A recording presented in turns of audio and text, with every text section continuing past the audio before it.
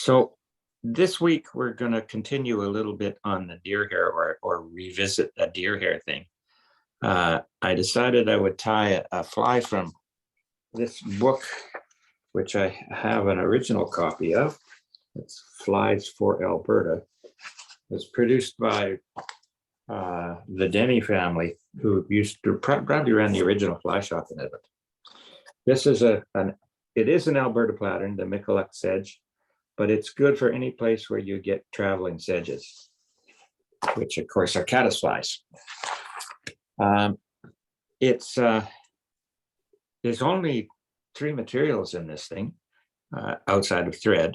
It's Elk Hair, which is you want a fairly nice patch of Elk Hair, and lighter in color, and the body is olive seal fur, and then you need a brown or a dark brown saddle hackle. That's it for materials. Thread is olive 6/0 or 8/0, depending on the size you're tying. The hook is, I've got 2 here that I've tied them on. This is a size, and you can start at size 6 and go down to maybe 14. This is a size 8. That's a TMCO. And also, there's a Mustad hook you can use. Well, you want one that's got a little longer shank than normal. So this Mustad one is 3XL, and this TMCO one is 2XL. You want a light wire hook because this is a floating pattern. So I'm going to show you, this is the one that's on the size 6, and this is on the size 8. So that gives you an idea, slightly different size. So we'll get the slightly larger hook out so that you can see it. So this is the size 8 TMCO. No, just going to put them in the vise. I want to leave it so I can get at the back end of the fly. So the hook right at the bend. Need to tighten that a bit. Now, so he's in there good and solid. And one of the things you want to do is you want to adjust the tension on your bobbin so that it's not really stiff when you're wrapping. You want to be able to keep a relatively loose wrap, because when you wrap on the deer hair, it will tend to flare. And there's parts of this you want to do that you don't want it to flare very much. I'm going to start right behind the eye. And to keep the deer hair, because this is stacked deer hair, to keep the deer hair from spinning around the body and into a position where you don't want it, I want to dress the hook right down with thread so that when I'm stacking the deer hair on top, I don't want it to inadvertently spin over to the sides. I want the deer hair wing to be right on top of the fly. So I'm going to get that down to the end. And I'm going to take this right past where the point was. I did bend the points down before. I'm going to make just a little bump of thread right at that point, because I want this deer hair tail to flare slightly. Glasses on here so I can see what I'm doing. You will need a hair stacker. And I told you, and last week I told you this is from Roman Sherabin, a guide from southern Alberta that I knew quite well, and I always remember him when I use it. He was a fine fellow. Contributed a lot to the Northern Lights fly tyers at the time. So I'm going to make a tail that's not got a whole lot of fibers in it, maybe half a dozen or so. And like all this deer hair we talked about before, you take the fuzz out, or they you're not managed well. I'll put it in the stacker. and then bang it down on my knee so it doesn't make too much racket. And when I pull it out of the stacker, I leave the stacker slightly tilted so that the tips show out the end, so I can grab those tips. The tail on this is short. It says about 1/3 of a shank length, which is about where the light color starts to go away and you get the darker deer hair. I'm going to set this on top of the hook and pinch it with my fingers right where the thread is in front of that little bump. I'm going to go down between my fingers and I'm going to pull up. Never pull down when you're doing this stacking because it will tend to wrap the deer hair around the hook shank. I'm going to do 2 or 3 of those. And then I'm going to hold these fibers up for the tail. I'm going to hold them straight up. Get them out around the hook here. And I'll wrap in front of them a few times. And that locks that little clump of deer hair in. Hold them up with my left hand, that butts. Come in with my scissors and trim them off short. Missed a couple there. Then make sure they're sitting on top of the hook. And I'm going to cinch those down pretty good, so nothing's going to come undone. And that will hold those fibers right smack on top of the hook with a little bit of flare. Come just, I'd say about an eye width in front of where I just tied that hair in. And this is where I'm going to start the body. And the body is silver. Now this stuff is really difficult to spin on a hook. Now in the instructions in the magazine or the book article, they say to use a dubbing loop. You might be able to do that on size 6, but on size 8 it gets a little bit complicated and a little bit difficult to do. So to make this stuff stick, I have dubbing wax. And also to make sure that this stuff doesn't spin around the shank, the next batch, also the other glue I'm going to use, I got some super glue here that I'm going to use a little later. So the first thing I'm doing here is I'm going to put some wax on my thread. And I'm going to put a little bit on the tip of my finger. And I'll pull out small amounts of dubbing from this. Let's see if we can get this to sit up a little bit better. Oh, did I do something? It's up a little better so you can see that, what I'm doing here. I'm just going to pull a bit of dubbing out of the package and hold it in my left hand.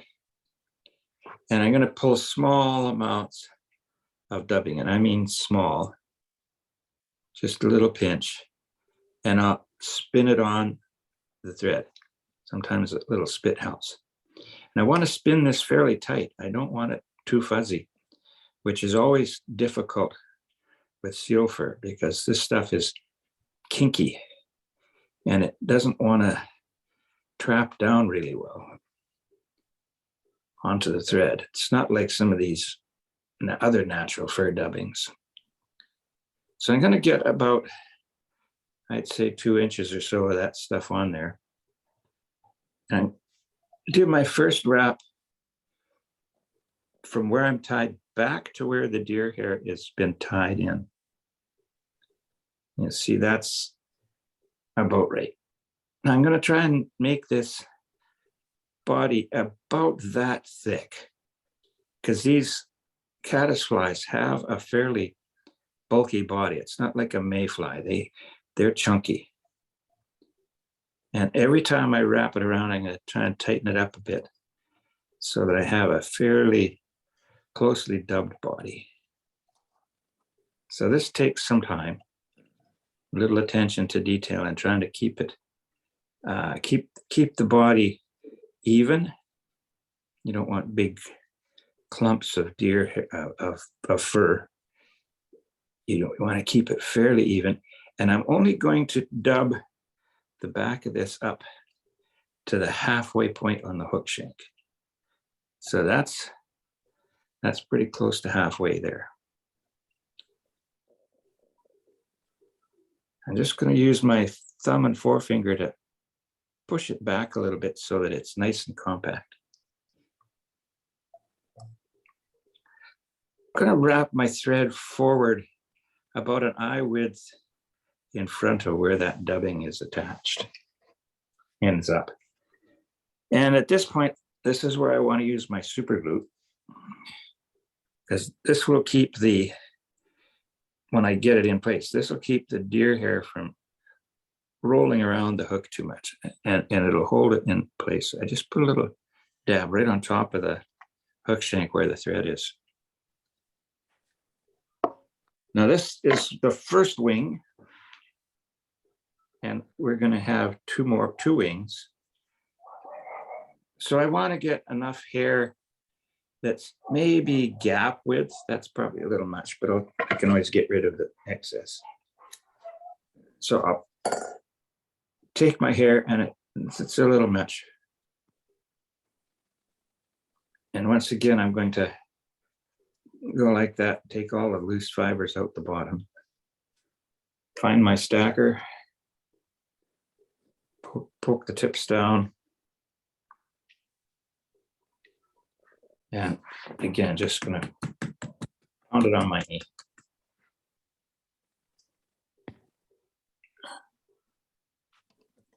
So there's the tips, they're nice and even.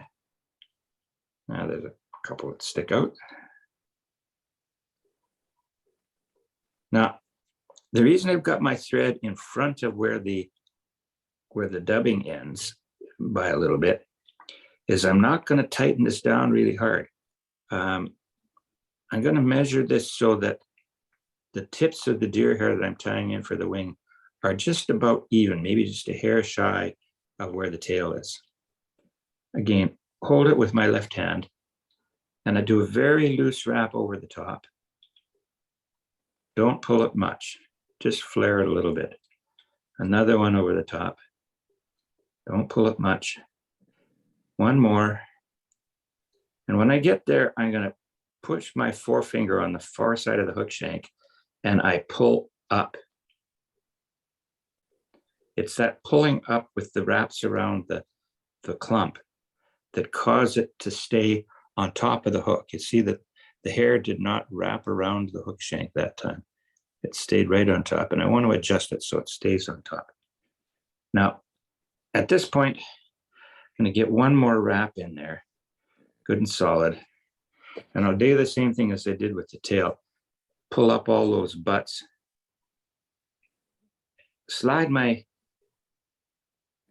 scissors down between the butts and the ring at the back. Pull the butts up in and trim them off. And again, I'll get all of the butt parts, have them up there so I can trim them off nice and short.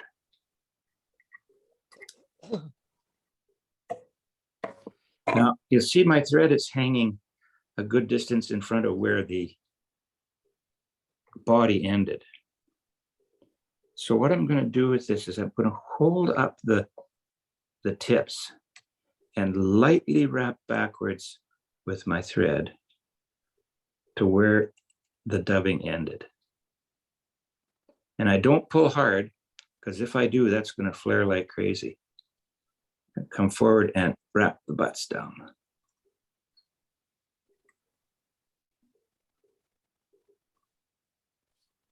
Now to make this stand up, I'm going to pull the tips up and do 1-2 wraps in behind them, and that'll help them stand up.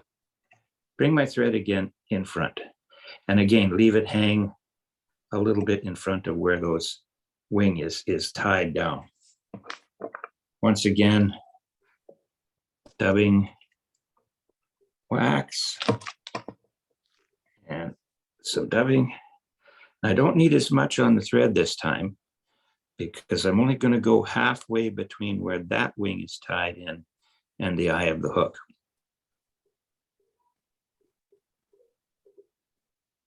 Get a real good tight wrap here. And I'm going to lift this tail up again, that wing up again, and go in behind it once more with some dubbing. And that just closes up the gap in the dubbing between the back abdomen and the center part here. Gently over top of the deer hair. And I probably just need a little more.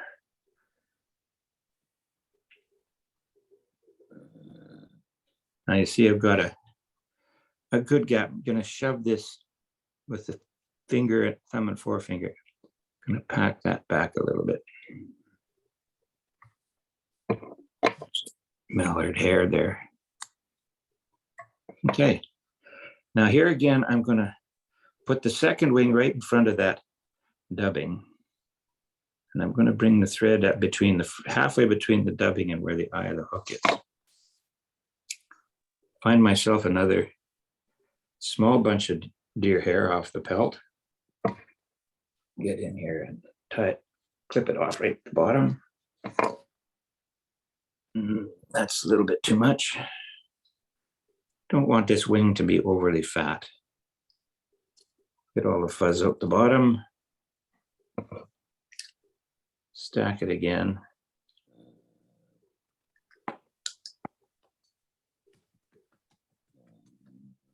And once more, to keep this from winding around the shank, I'm just going to put a little bit of super glue right there. That will keep it from spinning around the shank. Take my stacked deer hair. Now this time I'm going to have my thread hanging halfway between the end of the dubbing and the eye of the hook. I'm going to measure this wing so that it lines up on that angle with the other wing.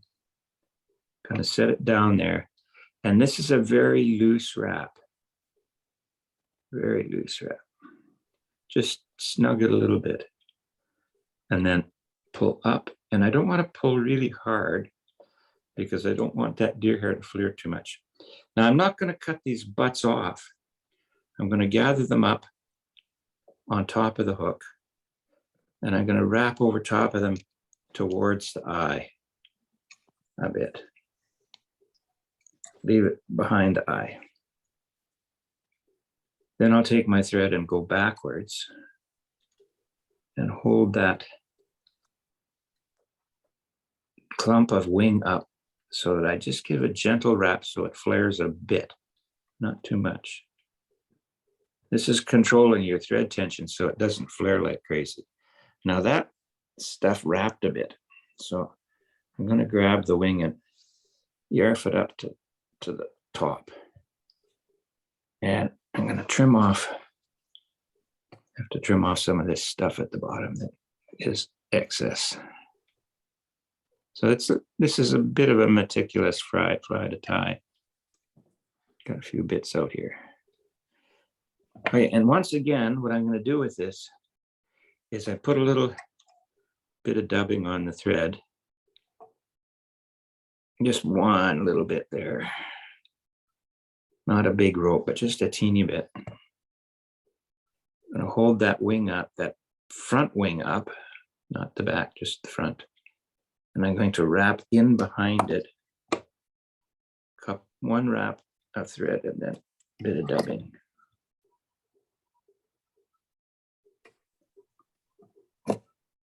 That just fills in that gap and helps separate the two wings out. Wrap the thread in front.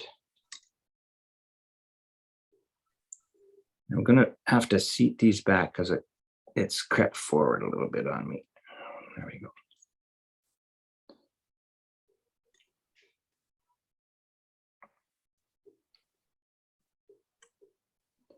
Now with the thread right back to where I tied that deer hair in for the wing, right back at where the wing is, this is where I get my hackle. in. So I want a brown hackle that's got some moderate length to it. I don't want it to be really long in the bottom. But I want enough that these are going to be the legs that stick out to the side. So I'll strip it a bit and trim off the end. And I'll prep the end of the hackle by just snipping a few fibers off of either side of the quill at the very point there. And set that down in front of where the wing is and tie it in.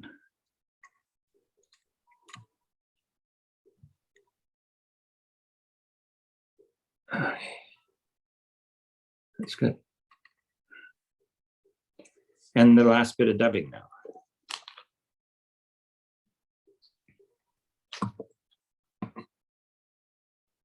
So this is the thorax of the fly, and it can be a little bit chunkier than the body, but it's not going far, so you don't need a lot of dubbing. It's shorter than the rest of the body of the fly. So now I go around here and I'll create a thorax.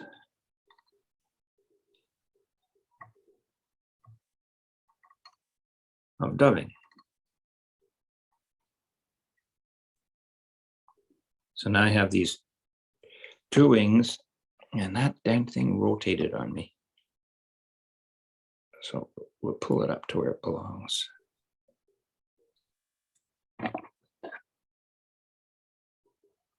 Just a little. So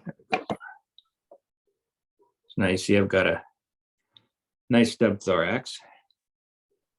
And now I'm going to bring my thread to the front of the dubbing, and I'm going to have to clear space in front of the eye.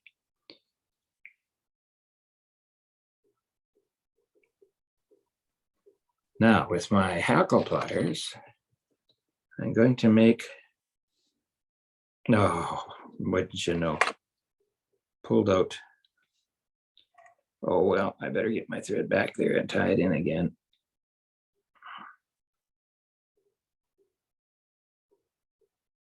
There we go. Now it's cinched. Should have glued that one in. And then we make 3 wraps over the thorax. That's 1, 2, 3, and cover up that thorax with hackle. Tie it down. You see I still have all those stubs sticking out the front. Trim the hackle out. And make some room right behind the eye. Shove this back again. Lift up the butt ends that are still there, and I will wrap in right behind the eye.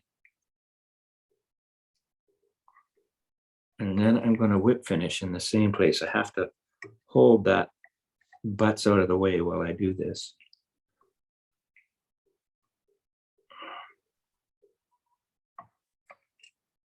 Get that in there, right? I better do another one, just in case.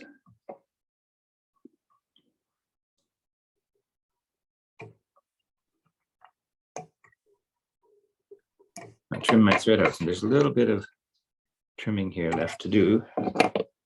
I'll pull these butts forward over the eye, like so, and up. And then I'll trim them off just in front of the eye, right there. So you end up with a little fuzzy butts of deer hair sticking out over the eye. The last thing I want to do is trim the hackle off the top.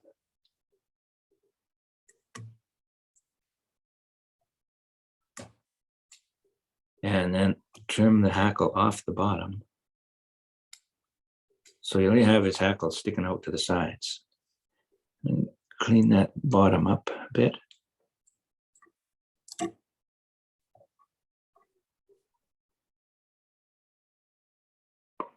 Okay, so there's a few fibers here on the side I want to remove. And if I use a pair of tweezers, I can break them off rather than trying to trim them out with a pair of scissors. Just so that I end up with, you can see the side profile of the body there on both sides with the hair all sitting on top. And that's him.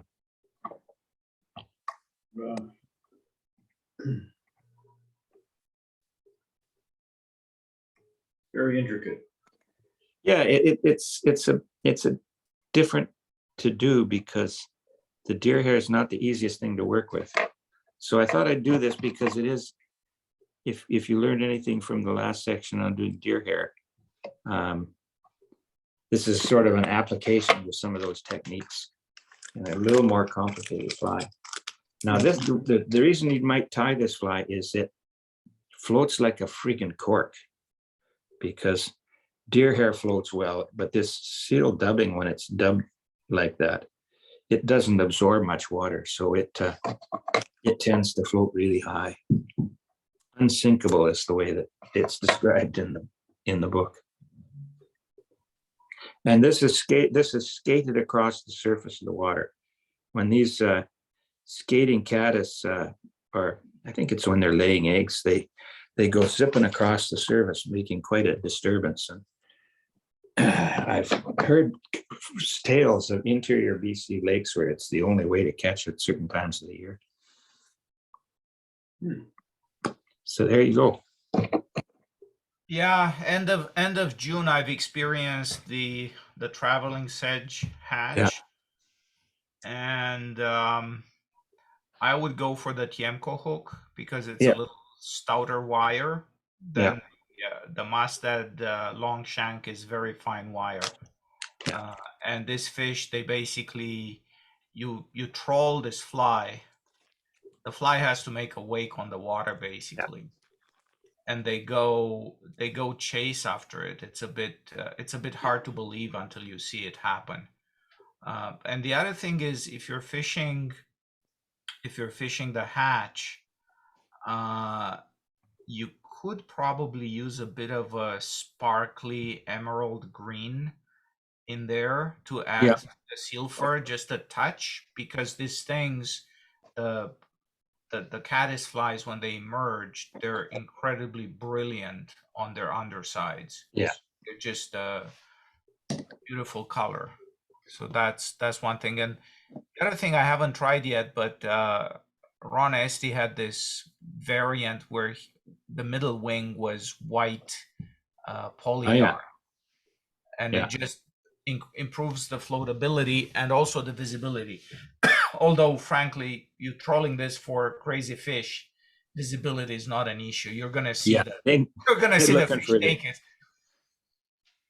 So they're looking for the disturbance. So there's the size 8, and there's the size 10. And 12, it's going to be a little bit difficult to tie a 12 unless you have really fine dubbing. You'd probably want to slice up your seal fur dubbing in order to make a tight enough rope for a size 12. Yeah, well, for this hatch, you probably size 12 is a bit small, unless some people like this as a general attractor pattern as well, because it floats well and it just looks like a bug. Oh, by the way, it's also in Phil Rowley's book. Yes. Fly patterns for still waters. So if you have that book, you have a good description of this in there as well. So that's the Mukulak Sedge. Well done.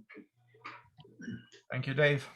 It's fun to take these patterns that have a little bit of a challenge to them, because it does help your tying skills when you have a pattern that you need to spend a little time with You wouldn't want to use this as a production pattern where you got to tie like 50. You'd be busy for a while. Well, you tie a dozen and then you get in a rhythm.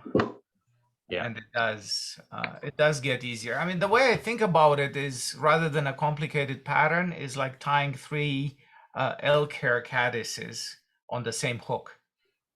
Yeah. And that sort of takes a little bit the complexity out of the fly. So I think I've tied 10. I've tied a dozen now. So Oh, see? there you go. So Florin's up. Thank you. Hey Tony, before Florin gets started, did you watch any of the rugby last night? I watched the highlights. Yeah, I watched the first game where the Chiefs did a number on the other guys, and I watched part of the second one, and I knew the outcome of that was going to be before too long. I'm glad to see one of the Aussie teams won. Yeah, they played pretty well actually, but the Blues I think are going to be the guys to beat. There's no question. I don't think anyone can beat They're fast and very aggressive. And like 280 pounds to 100 meters in like 10 and a half seconds. Yeah. Yeah. It's been interesting though to watch. It sure is. I want to see how the South Africans do in Europe. Yeah. So, Florin, you're on. Yeah, so this thing is a fly that caught my eye. I think I had it shown to me on the West Castle many years ago, and I kind of tried to remember what the ingredients were. I just remember it was kind of an unusual pattern. And then I saw this looking for something else a few weeks ago, and I was like, oh, I think that's the pattern that guy was showing me. So this is an attractor pattern, and its main feature is that it's purple, and its name is Purple Haze. I think it's a reference to a Jimi Hendrix thing, whatever. Anyway, the ingredients are fairly standard stuff. So if you have the things to tie in atoms, you have everything for this except for the purple. And all you would need is some purple thread and some purple dubbing. So the easy way to think about this, it's an atoms where you're substituting purple for the body. And of course, calf hair, or you can use polyiron as well. I suppose you could do, hackle tip wings as well, but this is not meant to be a fussy fly, so I would stay away from that level of complexity. All right, so the size on which this is recommended is a size 14, which is kind of a general attractor size. And there's no reason why you couldn't be tying these smaller or bigger. But I'm just going to go with a size 14, and I'm going to tie this on a standard dry fly hook. This one is a Mustad 4840. The thread for it is a uni thread 8/0 in purple.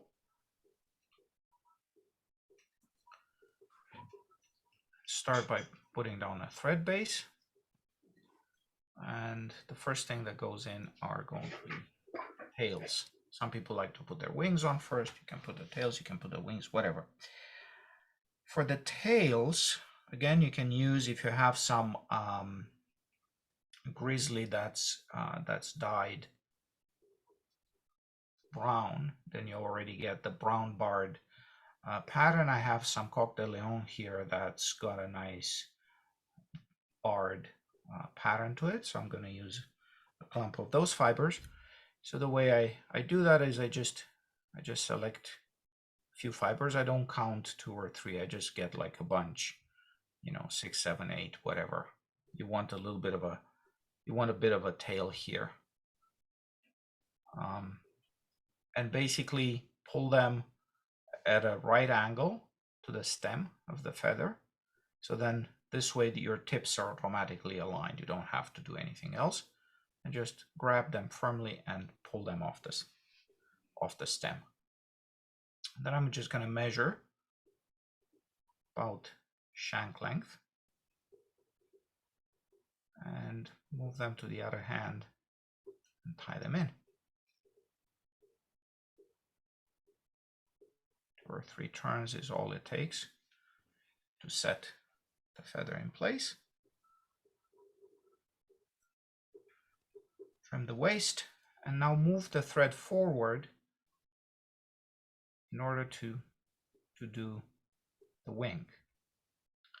So I go to the point where I have about 1/3 of the shank left to the eye.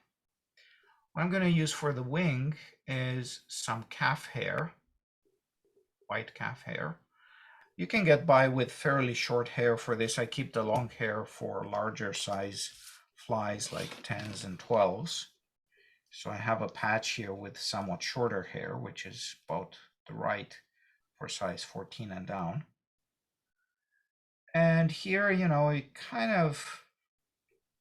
a question of experience. You just have to tie a few of these and experiment to find out exactly what is the correct quantity of hair for the wing. So it's probably less hair than you think. That's usually, if you're gonna err on the side of using less hair rather than more. And so the usual thing, just get the fuzz at the bottom of your clump of hair out, and then use if you have a smaller hair stacker, that comes in handy because these are small quantities of hair. This is fine hair. It's fairly short as well. And so if you have a large hair stacker, your hair is just gonna fly out, and you'll never be able to, like this one is too deep here. So a stacker like this is too much. So this is where, if you wondered what's the use of some of these smaller hair stackers, well, this is a use for it. And so hold it horizontally and pull the bottom part of the stacker so that your hair tips are pointing forward in the direction you're going to be tying them, so you don't have to make any sort of awkward moves after this. Grab the hair tips and your clump comes out. And now transfer to your left hand and measure again about shank length. Position this into place, and this is kind of the tricky part because calf hair is not the easiest material to work with. But do a soft loop and a pinch wrap and try to go backwards so you don't lose that space in front of the wing, and make a few wraps over the hair going backward. Then when you've gone far enough to secure the hair properly, by this point that your hair is going to be well secured, just trim the hair at an angle. Okay, so you can sort of see now what's going on here. So I have a bit of a ramp going back, and my wing is lying flat on the hook shank. So what I'm going to do is, first I'm going to lift the wing up. So here, just, you know, gather it between your fingers as much as you can. There may be a few short hairs left there that are going to interfere. Just don't worry, you can always trim those later. Build a little bit of a thread bump in front of the wing so that you can lift it up. And also do just a little bit of posting at this point, because this is going to gather all the fibers together. And make the rest of the fly easier to work with. So for the posting, all I'm doing is I just keep the wing gathered between my fingers and make a few turns of thread at the base of that wing. So as you can see, this is doing what I want it to do. If there's anything else in the way, just kind of trim it off. Make sure you don't cut the thread. Okay, at this point, you can go back and tidy up whatever is left there. And now we can, oh, maybe I should, it's actually easier to attach the, I was so excited that the wing was done that I thought, I'm done now. No, I'm not. I should, at this point, I should also attach the hackle. Okay. If you're worried about things flying out, although I haven't had that problem, this is the point where you also might consider adding a little bit of head cement to the base of the wing. But if I'm going to do that, I'm going to do it after I attach the hackle. So what I do is I have my hackles prepared. Again, you want some kind of a grizzly brown sort of style hackle. This one is a barred, allegedly dark-ish barred ginger. So maybe it's lighter than what the pattern calls for, but it's an attractor. I think it doesn't really matter all that much as long as it's a nice buggy color, and I think this one is. So what I do is I hold the hackle at an angle.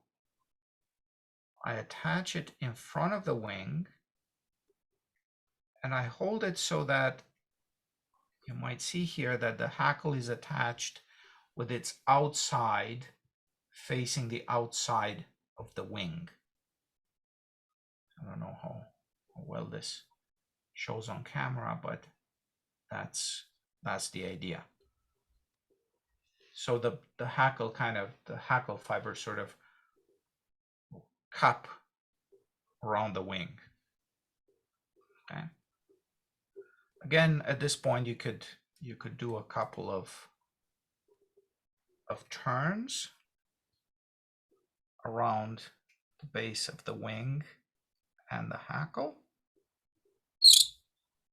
and then just go back and start on the body.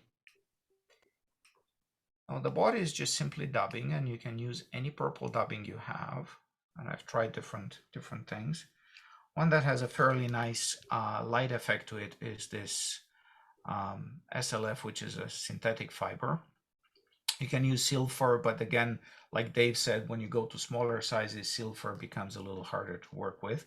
Now this SLF is not particularly easy to work with. It's also, you know, it looks nice, but it also shares with seal. It's meant to be a synthetic substitute for seal, and it does seem to share with seal that sort of difficulty in dubbing properly. So if your hands are very dry, you just rub a little bit of dubbing wax on your fingertips. If your hands are not very dry, then depends on where you live and on what time of the year you're doing this. And then just dub. As you can see, it just doesn't always easily catch. So once you have it caught between the thread and the body, then you can give it a few more twists. And I want this to be lightly dubbed. I don't want a very thick body. And then any stray fibers I'm going to trim. So I'm not going to worry about anything that just sticks out a little too much. I'm just going to leave it there and do the trimming at the end. And then I move in front here for the thorax.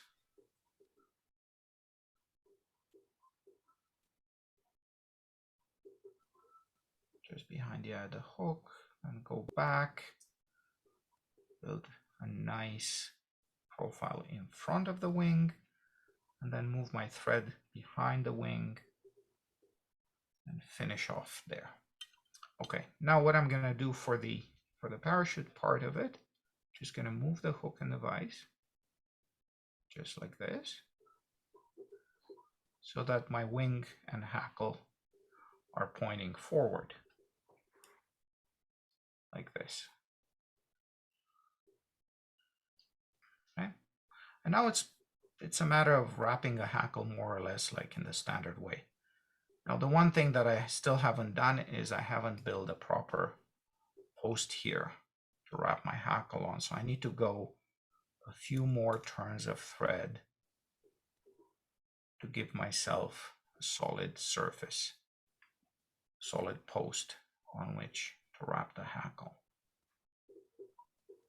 And the beauty of using the calf tail is that it does give you a pretty firm post. So now if you have any sort of worries about everything sticking together and so on, now would be the time to just add a little drop of glue. Just use the bodkin and put a drop of head cement there at the base of the wing, and that's all I'm gonna do. Okay, put my head cement away and look for the hackle pliers. And now if I've done everything right, I should be able to wrap this hackle so that its fibers are pointing up and they're not going to get in the way of each successive turn. So as you can see, the first turn is a little bit splayed, but the rest should follow and fall in place nice and neat. Okay, so you do 3, 4,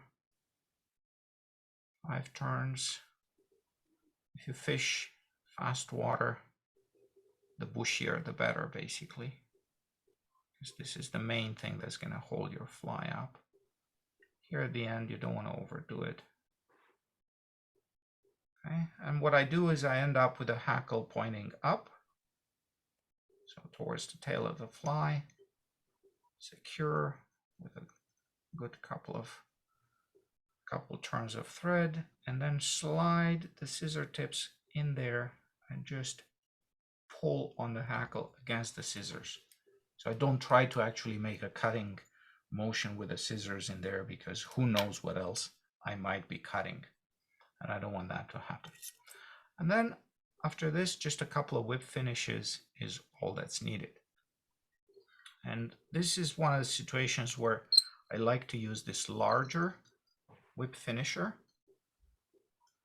because it lets me work around quite nicely around the hackle fiber, so none of them get trapped. So I do one whip finish, and then I do a second one, and when I do the whip finish, I also wiggle the thread a little bit so that the hackle fibers don't get trapped. And again, slide the scissors along the thread to the base of the wing, pull on the thread, cut. Now to finish off,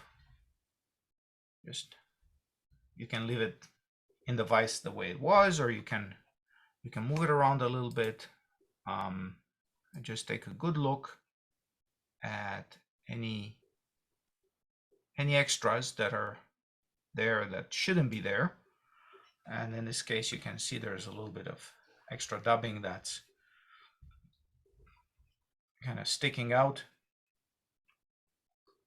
Take the scissors, trim that, look on the other side. Look on the camera, it always shows you, if you're doing this on camera, you see way more of the bad things. And if you're satisfied, you call it a fly and you move on to the next one. Now, maybe I did trap a couple of fibers up front here. I'm trying to decide if that's enough of a bother, or they're just, nah, I think that's, I don't know, they're here.